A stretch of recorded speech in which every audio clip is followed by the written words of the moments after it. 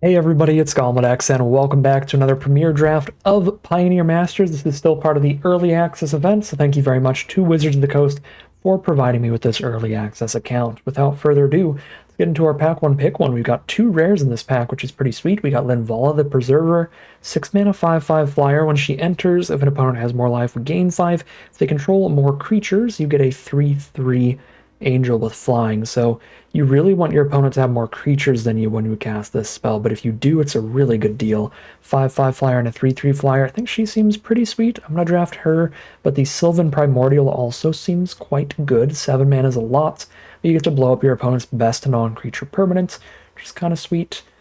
Linvala's got to just be better on average, though, so I'm going to go ahead and grab her. There's also Wild Slash here. It's pretty high pickup. Triplicate Spirits is nice with that Convoke ability. Pretty good stuff all around. For pick 2, there's the 5-color Chromanticore. Pretty fun if you're going for the 5-color Gates deck. Yeah, it just gives you the whole stack of keyword abilities. It's pretty strong. But we can just take Compulsory Rest here, one of White's better common removal spells to go with our Linvala deck.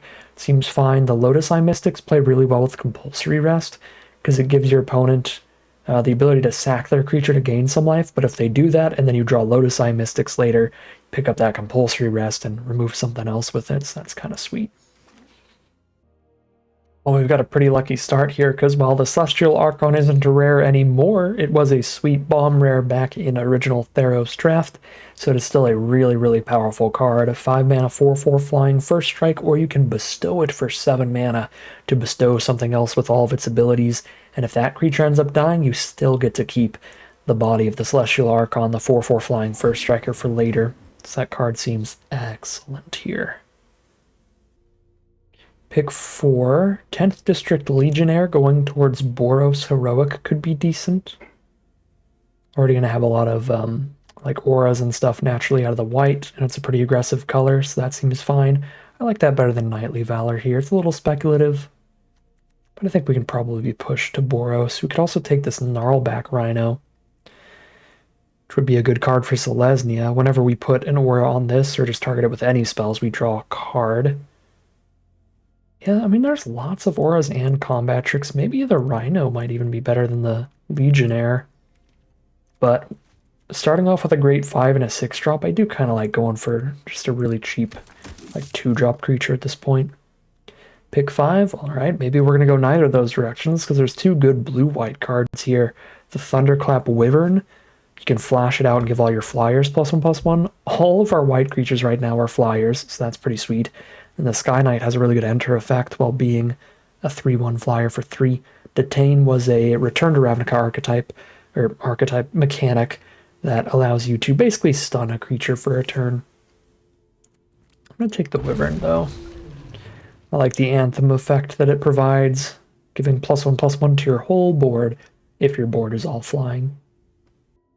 Pick 6. Big fan of the Hero of Iroas in a white deck with a bunch of like bestow creatures, because those kind of end up playing as really expensive auras, so just the cost reduction to be able to bestow this for 6 instead of 7 is a pretty big deal. I like the hero here. 2 mana 2/2 at worst, always going to be fine filler, but if we get more bestow cards, it's going to play super well. Already works with Compulsory Rest as well, just turn that into a 1 mana removal spell. Sejiri Shelter, great in a deck that is trying to suit up its creatures with a bunch of auras. This seems just good for any white deck. We can run it over our 17th land. Ideally, you cut like 1 land for every 2 of these flip spells that you have, so that you can play them as spells half the time, lands half the time. Meet in the middle where you need them. But still happy to take that. Okay, no good blue, no good red. Pretty weak off-color stuff, just take another hero. Ooh, we got the Triplicate Spirits to wheel. This will be a little expensive if we don't have a super high creature count, but I think it'll be incredibly strong in a deck that has Thunderclap Wyvern. The potential to get 3 2/2 flyers would be pretty nasty. Yeah, I like that here. It's also the most flexible card in that we are definitely playing white at this point, and the other best options out of that pack were blue spells. So If we do get cut off of blue, we could still play Triplicate Spirits and it'll be fine, and Boros will just be a little weaker. Lotus Eye Mystics here looks fine. Definitely going to be playing a good, like a decent amount of enchantments. We've already got 2 really strong ones we're definitely running. Martial Glory is pretty nasty for the Boros decks because you get to trigger 2 of your historic cards in 1 turn. Yeah, if we do go Boros, that should be really good, whereas the Vision's just going to be okay in Azorius because we're going to be playing a lot of enchantments, so not a super high instant and sorcery count for that. Knightly Valor is probably going to be fine if we get like 3 or more copies of Hero, which is the way that we're headed right now.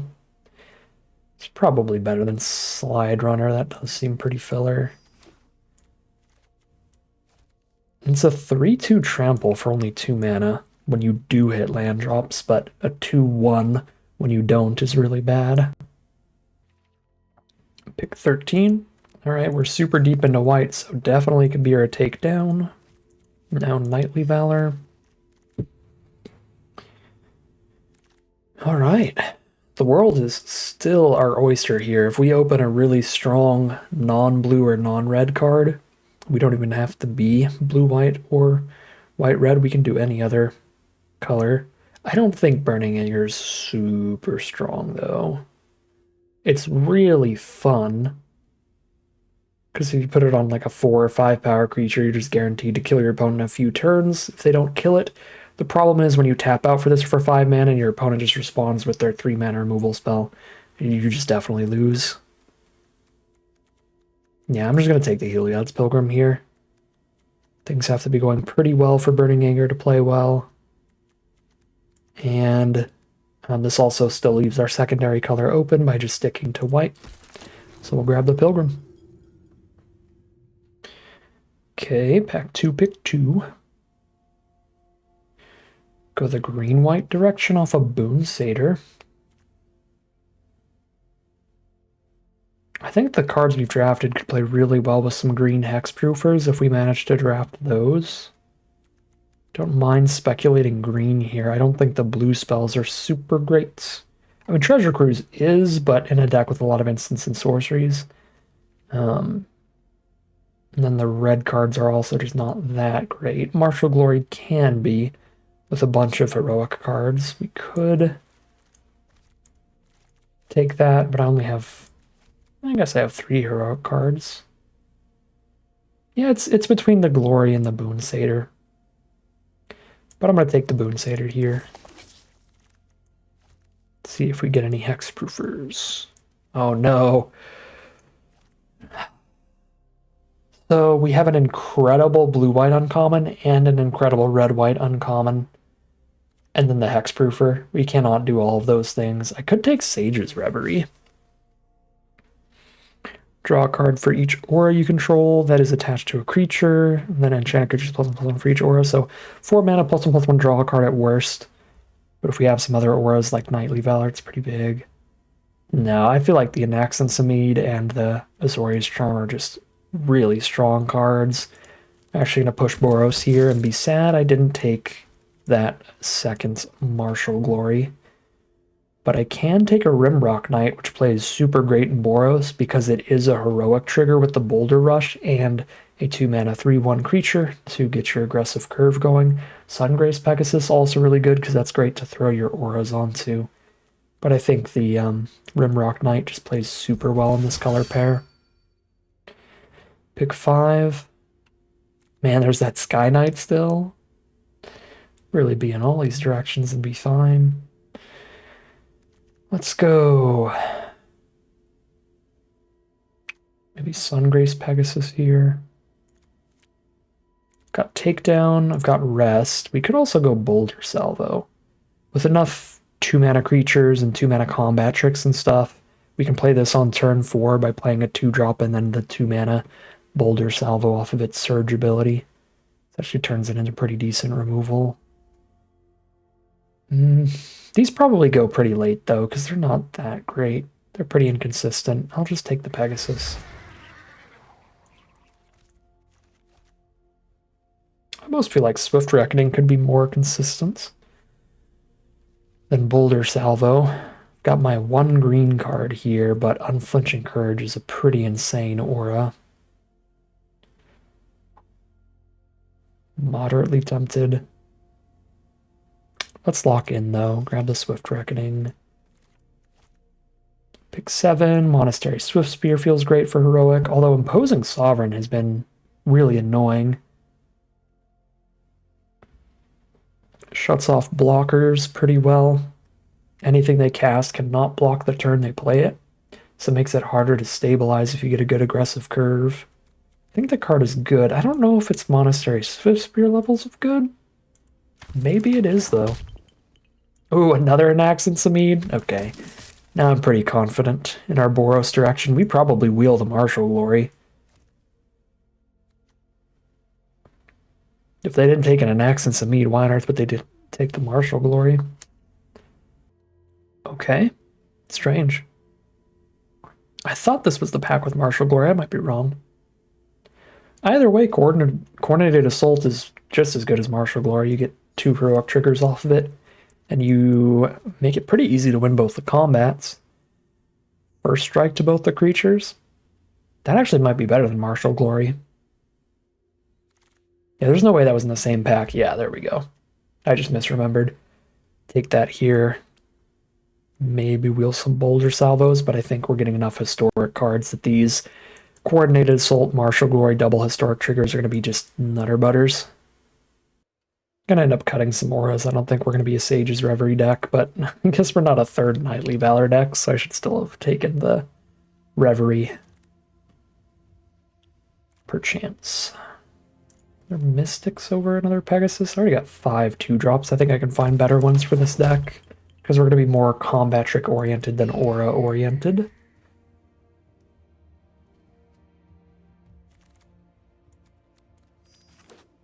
Okay, didn't get any of the salvos back.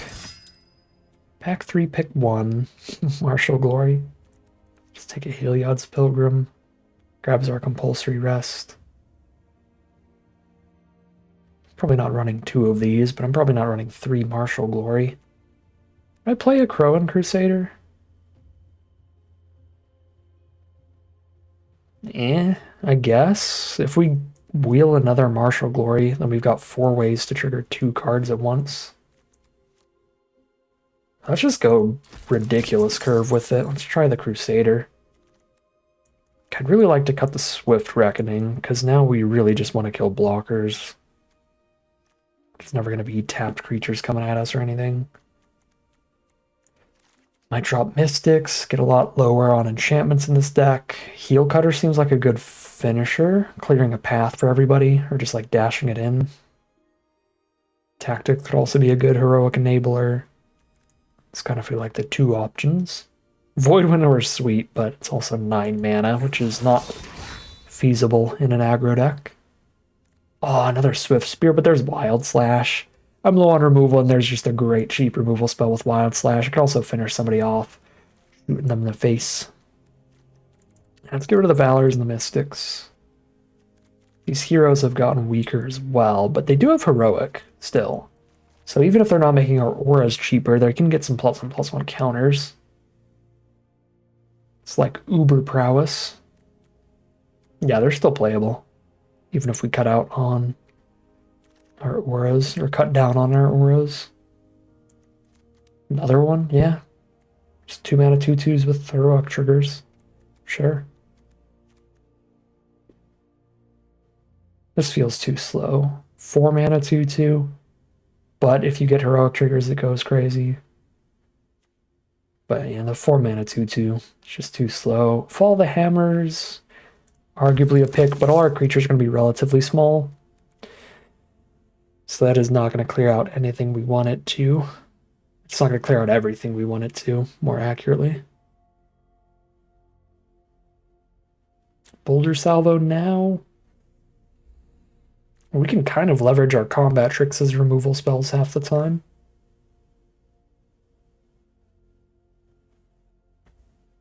Four mana 3/3 lifelinker turns into a 4/4. This just seems bad. Like, even just a 4 mana 4/4 lifelinker would just be okay. This is worse than that.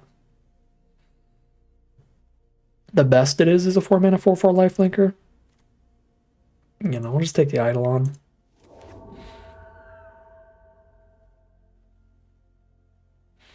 I've got the 2 spell lands here. I think I can cut 2 lands in this deck for those. Oh, let's go. Boros Reckoner's a stupid magic card. Whenever it's dealt damage, it deals that much to any target, so you get to clear out like 2 of their creatures when this thing dies. If they trade off a 3/3 into it, or like a 3 damage burn spell, then you just shoot another one of their 3 toughness cards. Or shoot them in the face. Yeah, Reckoner's sweet. Oh wow, another Wild Slash. Let's go. Take that over Eidolon or Sajiri Shelter, but those are both playable, particularly the Sajiri Shelter. Running that over land. I'm actually just cutting Linvala because she's 6 mana now. I might just be cutting Linvala because she's 6 mana. Although I only have 1 enchantment for Heliod's Pilgrim, so if I draw Compulsory Rest before Heliod's Pilgrim, then Heliod's Pilgrim is really bad. So I probably drop Heliod's Pilgrim first, but if we find another really good cheap spell, we might cut Linvala weirdly. Probably we'll just not do that, but we'll see.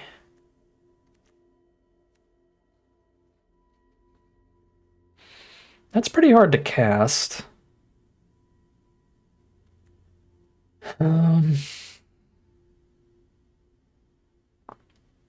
Targeting your own creatures with Ardenvale Tactician seems pretty nasty.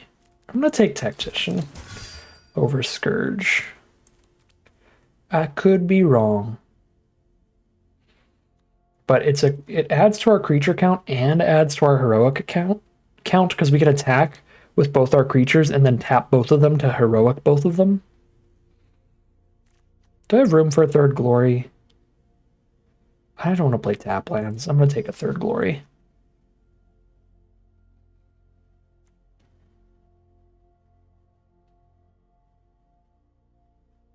An instant and a sorcery for that card. I'll just run 3 glories over. Trying to put a Phalanx Tactics in here. My god, we got a Swift Spear all the way back? Sure. I might have to cut Linvala. Oh, we got the Boulder Salvo too? A little more inconsistent as removal than our Slashers and our Compulsory. Let's see what we've got here. 47 cards. I can cut 2 lands for these 2 spell lands, though, because our curve is going to be relatively low, and we can play those as land 16 and 17 when we need to. But then I do need to cut 5 spells. Salvo potentially at 2 mana, Triplicate Spirits potentially at like 4 mana. I feel like the Swift Spears are still going to be a little better than Crusader. Keening Apparition. Eidolon's kind of a slower later game play. Messenger's kind of slower. Linvala's really slower. Got 4 double heroic enablers. I think I want all of them. I have 5 with Ardenvale Tactician. I think I am cutting Salvo here for more consistent removal and then leveraging our combat tricks to clear a path. I don't know, maybe Ghostblade is just too much mana also. Like if I'm gonna run something that costs 1 million mana, it might as well be Linvala, right? The 6 mana bestow. But I have 3 cards that make bestowing an Eidolon cheaper, and 0 that make Linvala cheaper. Linvala is more impactful most of the time.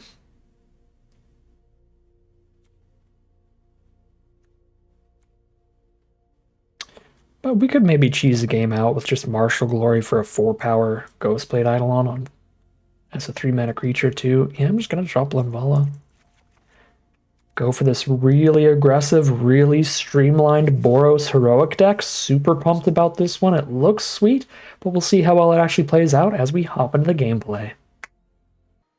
All right, here we are for game 1 against Lord Tupperware, one of the Lords of Limited. Super capable hand here.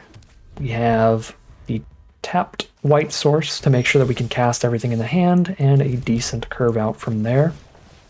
Lords of Limited, if you have not heard of them, are a fantastic podcast about limited drafting and sealed. Highly recommend them. If you're looking to up your game, Black-White, they've got Compulsory Rest, Rescue from the Underworld, and Palaka Predation milled. Interesting stuff. Okay, I think we're just going to Rimrock Knight for some damage and a 3-1 here. Permanent +1/+1 counter as well, which is pretty sweet. And here we go.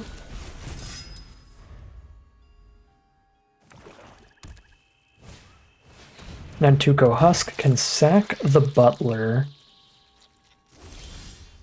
There's the Wild Slash in response to sacking Butler if we need to. Can already just haste out a Heel Cutter and stop Husk from blocking. This is kind of just an insanely explosive amount of damage no matter how I play this. God, 1-mana instants are so good with Heel Cutter. We can just keep dashing it each turn and still holding up our tricks.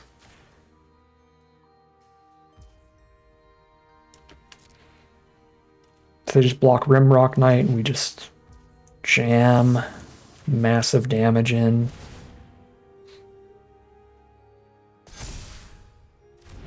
Eight damage.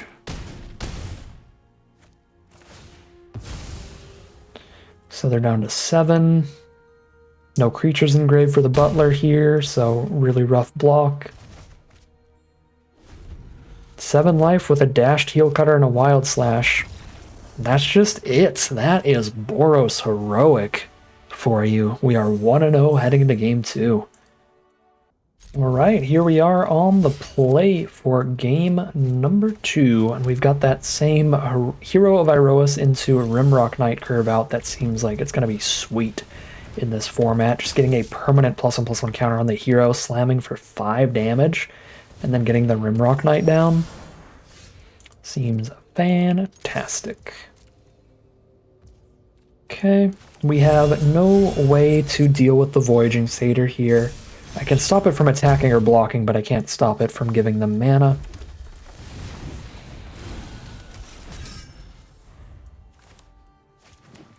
Triplicate Spirits actually feels like a bit of a nombo in this deck. It's going to be a little difficult to justify tapping creatures when we have like great combat tricks to push through the damage a lot of the time. But I suppose now is the fine turn to do it. It's the one trick I have is Sajiri Shelter. Rimrock Knight is already completely walled off here. Yeah, this is just a fine Triplicate Spirits turn. Literally right after I was saying it was awkward, I'm like, oh, it's actually decent here.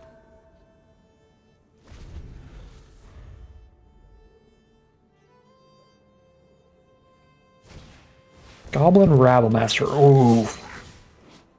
Wow, yikes. Yeah, Compulsory does not do anything about that. Getting them a 1/1 attacker each turn, and then that thing attacks as a 3/2 at minimum. We're going to have 2 goblins attack next turn, so the Rabblemaster could attack as a 4/2. Yeah, that's really bad for me.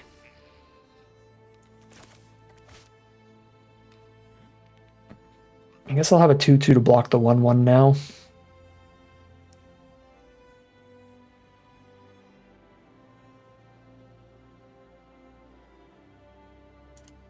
Feels a little bold to race with the whole board, but we're definitely sending in Rimrock Knight. Probably the Flyers. Maybe I'm just holding back a hero. Having double hero on blocks. Yeah, double hero on blocks should be pretty reasonable. Sure. Yeah, this looks fine.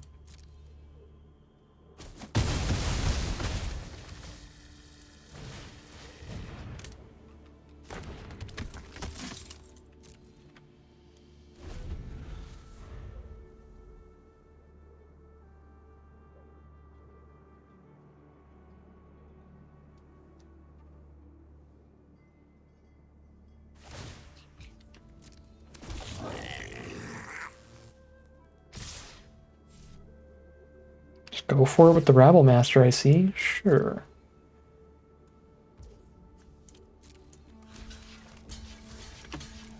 Just gonna allow this. If they try to combat trick, I can combat trick in response.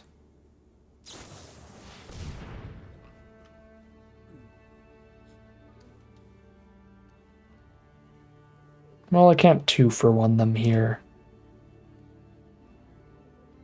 So they get to 3 toughness.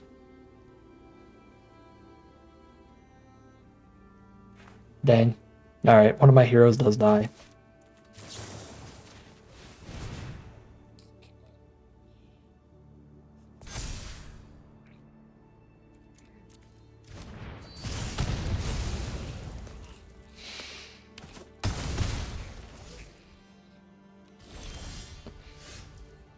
But now I am more than ahead enough on board to just get in. No, they're stuck on 3 lands. I could just wild slash this satyr. You know what? That feels valid. I'm 2 lands from bestowing this. Do I just run out the double striker? I kind of think I just run out the double striker too.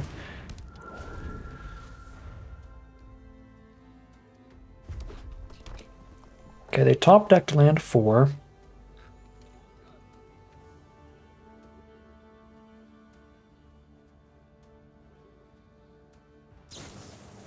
Sure. Removal spell on the Eidolon. And removal spell on the hero. Alright, that's gross, but 2 flyers still kills this game pretty quick, or ends this game pretty quick.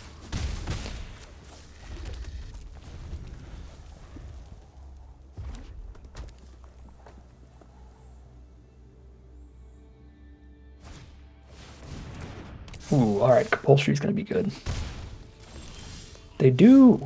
Ooh, they do get to gain some life here. But this feels good. I could also just go for the martial glory there. Give one of these +3/+3. But then the bestow creature falls off. I guess the bestow creature falls off either way because they get to sack the goblin. Shoot. Yeah, I probably should have just martial gloried. And then compulsory. I don't know. I guess it's literally the same thing either way. Either way, I have to spend both of these to fully get the dryad out of the way. I guess at least this way they have to spend mana to get their bestow creature to pop out of there and make a block.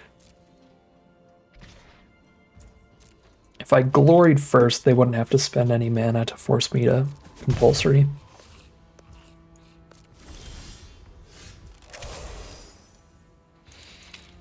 Man, just Magic the Gathering.exe. Choose to play the double striker because it's like it'll probably take time to hit 2 lands in a row. Every time.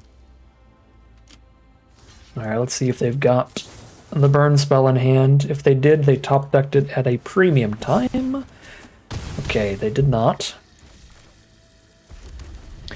Because yeah, if they had it before, they would have just killed the flyer the turn before. So unless they drew it exactly that turn cycle. I'm gonna get got by the burning anger that I just talked poop on. That's frustrating.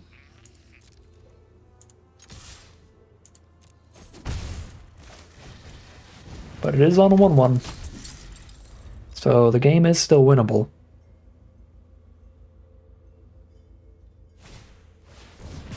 My opponent could ever stop hitting removal. But they've been missing all their land drops, so they are on all spells. Ah, that would have been lethal without the removal on an axe.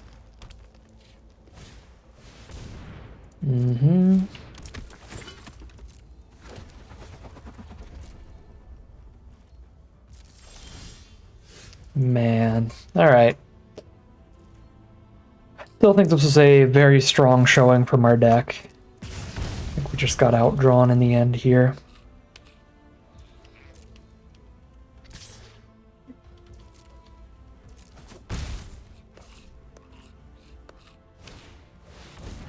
Yep. That'll do it.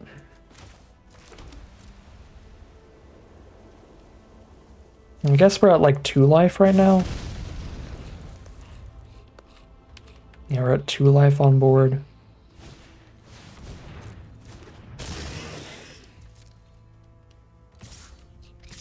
I don't think I have any 4 damage spells. I have 2 damage spells. Yeah, we're just dead.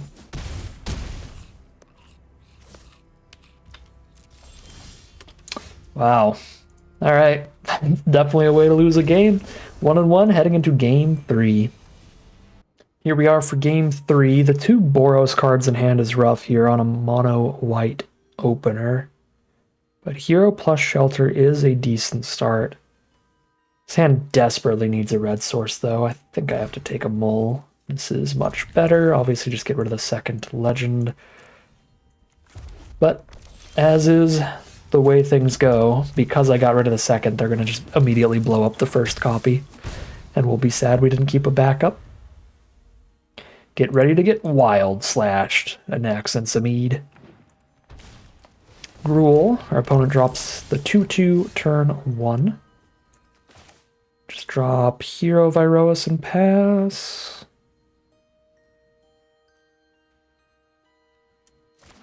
Yeah, I could go for the attack here, and if they block, I can just Dizzying Swoop. That would be decent.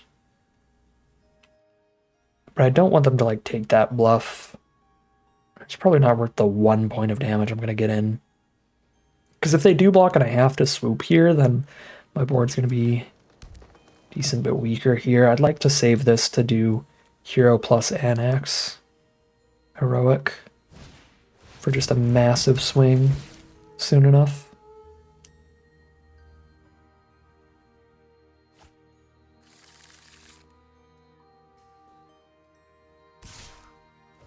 Ooh. I like that. Okay, well I can't cast an axe here now, no matter what I do, so I might as well do my thing. Okay. Hold up slash. Hold up slash and swoop is fine.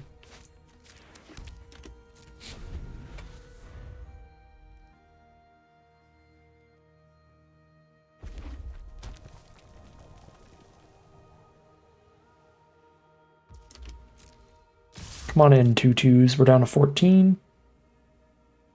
I am absolutely thrilled anytime our opponents choose to try to race, because you got a lot of combat tricks and burn spells and stuff. There's 2 in hand already. Labyrinth Champion. Very easy wild slash target. Swoop for now for mana efficiency. So I can swoop, get a counter here. No, because if I don't hit a land, I'm going to want to play Anax and Samid, and then I won't be able to. Because I need to slash. So yeah, if I don't top deck a land there, after doing that, that would be really bad for me.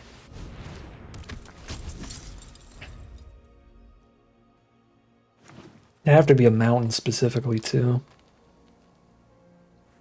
Alright, double martial glory, take us to victory.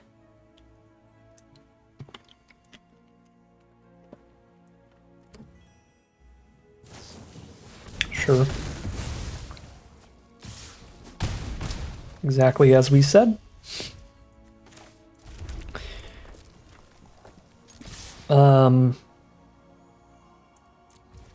This is not lethal, but neither is their counterattack.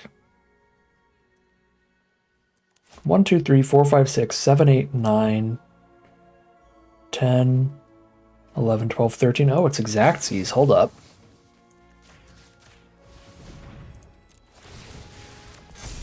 It's actually Exactsies?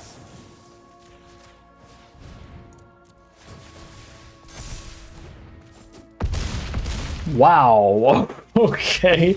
Heroic's pretty dumb. Okay. 2-1 heading into game number 4. All right, here we are for game 4. Oh, I forgot we had Boros Reckoner. That's such a sweet rare. Back from Gate Crash. Here to crash the party for our opponent. Do we play an X and some Mead first? Maybe. I'm gonna Reckoner first still. But they are both the sweetness. I thought I clicked the pass turn button, Arena.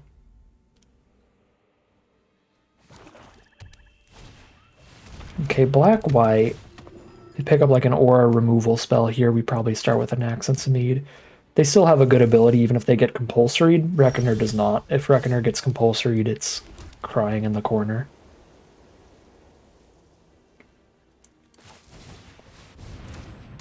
Okay. It's not the most relevant ability ever if they get compulsoried, but we can still draw into like the tap 2 creatures thing, tap our own and Axe and some Mead, buff our whole board. We can still get value out of them. We can't really do anything with Reckoner if it's under compulsory rest. Planeswalker bonus sheet. When do you leave? We're in the early access and I'm already ready for the Planeswalker bonus sheet to rotate out. Alright, at least they have to sack the Liliana to get the removal there. So, just 4-mana removal spell. That was not the end of the world for us. Okay, I guess we have to trade Hero into Keening Apparition just so that Celestial Archon's going to be viable. Or I need to take down the Apparition.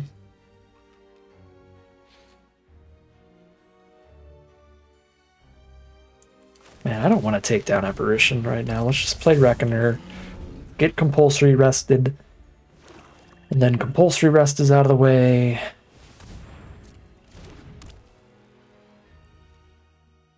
I could also draw into a Sajiri. Sajiri thingy-madude. Give this protection from white till end of turn, and then it's out of the arrest, actually. Ooh, I get to poke them for damage.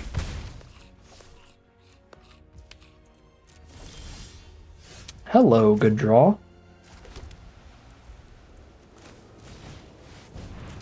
Okay, now I am just gonna take down the Apparition. Get my prowess damage while I do it.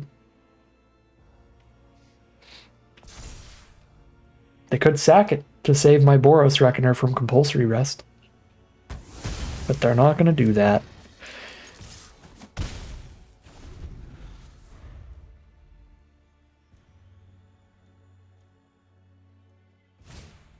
There's the Knightly Valor on the Heliod's Pilgrim.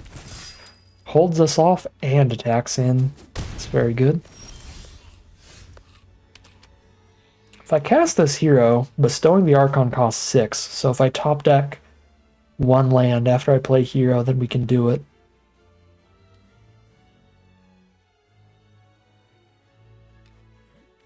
It's a little bold, but I'm going to go for it. Because throwing this onto a vigilant creature is insane. And if I bestow it, and then whatever I bestow it onto dies, I still have the Archon left over. So it is like strictly better if you can choose between the two. Really? Second Keening Apparition? That's frustrating.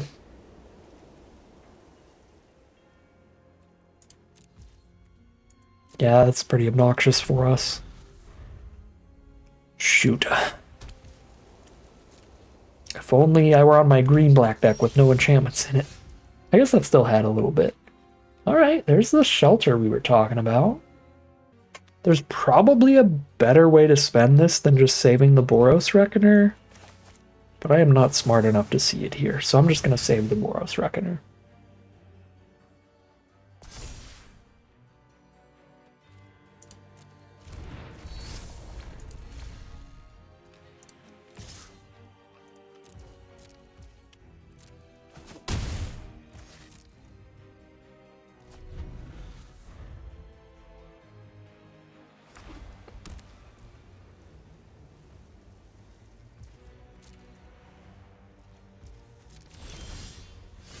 Oh, let's go. That's a good draw. Slash the Apparition to get the Archon going.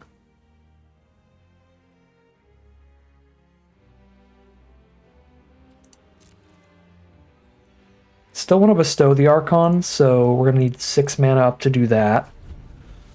So I can't play both in the same turn. Let's just slash the Apparition in their end step, untap, and then Archon somebody.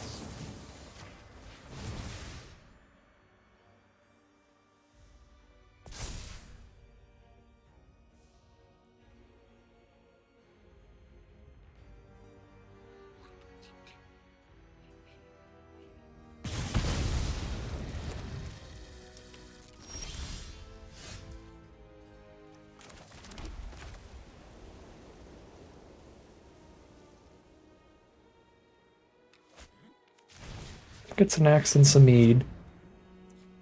Because this gives us an attack with Reckoner as well this turn. Pretty absurd. Swiftspear also bounces. Send it. Sure, bounce. Trample over and shoot them in the face and they're dead? Reckoner ability to kill them? Let's see.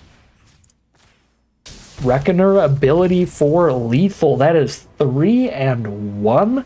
Really good record for this deck. Let's see if we can't get it another win before we wrap up this draft early here. Really, really nice deck so far. Hopefully we can get a super, super high win rate for it as we head into our final game for this early access miniature draft here. All right, here we are on the draw for our final boss here. Start with our tapped... Ooh, I don't have to do that anymore. I get to keep it forever. Jam for 1, drop a hero, have a Martial Glory up on our turn 3 attack. This looks good. Zulaport Cutthroat also looks good. That's kind of nasty. Okay, 10th District Legionnaire is literally just a better Hero Viroas for this deck. Well, not strictly. Hero does make our Celestial Archon cheaper. That could be relevant later, but for now the haste is more relevant. And it still gets the counters. Nantuko Husk, that can be a 4/4 blocker that is not big enough to kill these through any of our tricks. Oh, okay, attack both, trick if they make us, but preferably we just get to cast an axe. Okay, they're not going to make us trick. Awesome. Here's an axe and some mead.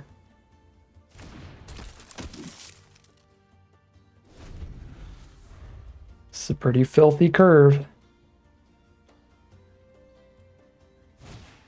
Sin Collector. Goodbye, Martial Glory.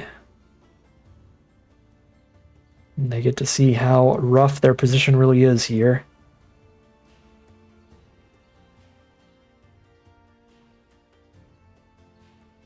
If I top deck Coordinated Assaults, that's just GG. Triggering an accident.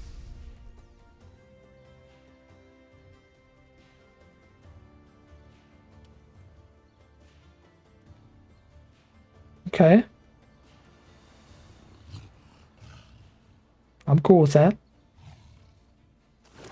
So cool with that. Do they have 1 mana removal to follow it up? Is there 1 mana black removal in this set?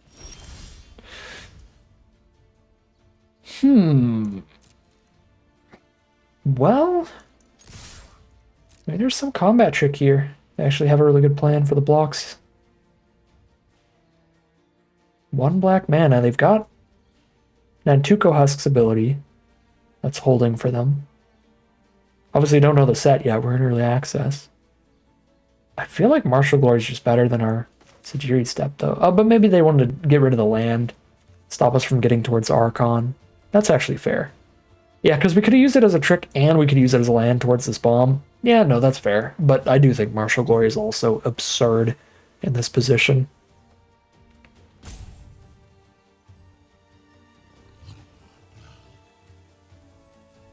It's a rough couple of choices for our opponent.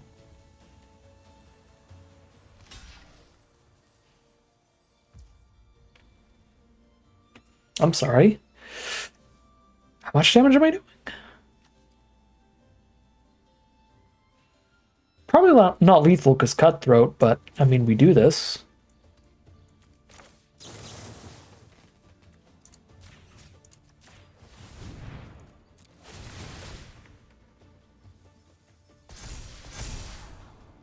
Ooh. When I could use mana here, but Wild Slash feels super close to lethal. 7, 8, 9, 10, 11, 12, 13. We put them to 1, even through the Cutthroat.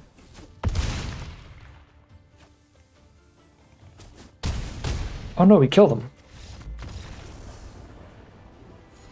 We killed them either way. They had to sack Nantuko Husk to itself to survive. Yeah, they had to sack Husk to itself or Cutthroat to the Husk to survive because they needed that 1 toughness to stop a point of damage and the Cutthroat to trigger. So I think their best play was probably sack Husk to itself. Then they gain the 1. Their 1 toughness stops 1 point of the Legionnaire trample. Then they're at 1. And then Cutthroat also triggers when Sin Collector dies. They go up to 2. I don't think it matters. They're probably not winning this game at 2 life against this board. But that was maybe they're out there to have a draw step. Doesn't matter unless they had a board wipe, and I don't think there's like a Wrath of God in the set. So Boros aggro just continues to be absolutely absurd. And we find a 4-1 run here for our little 5-game draft in the early access event. Yeah, I'm a little concerned about how good the Boros aggro is. I've been getting absolutely demolished by it during the early access event, and the one time we have drafted it here, it has been absolutely crushing. This archetype seems really, really powerful. With Hero of Iroas at common to get permanent +1/+1 counters off of Martial Glories and Coordinated Assaults and stuff, along with the really good uncommons like Legionnaires and Anax and Samides, Monastery Swift Spears, that kind of stuff. This archetype seems really good and really, really aggressive. So, pretty impressed by this deck, pretty impressed by this archetype in general, but that is going to, oops. Not playing another game here. That is going to end today's draft. As always, I'd like to thank my patrons and YouTube members for their support, as well as you for watching the video. If you enjoyed it and are interested in seeing some more like it, you can always like, comment, and subscribe to tell the YouTube algorithm to send you some more in your recommended feed. If you'd like to catch me live, you can check out the Twitch channel in the link in the description below. If you'd like to support the channel directly, you can check out the Patreon link in the description below. But other than that, as always, thank you very much for watching, and I'll see you again soon for some more Magic Arena.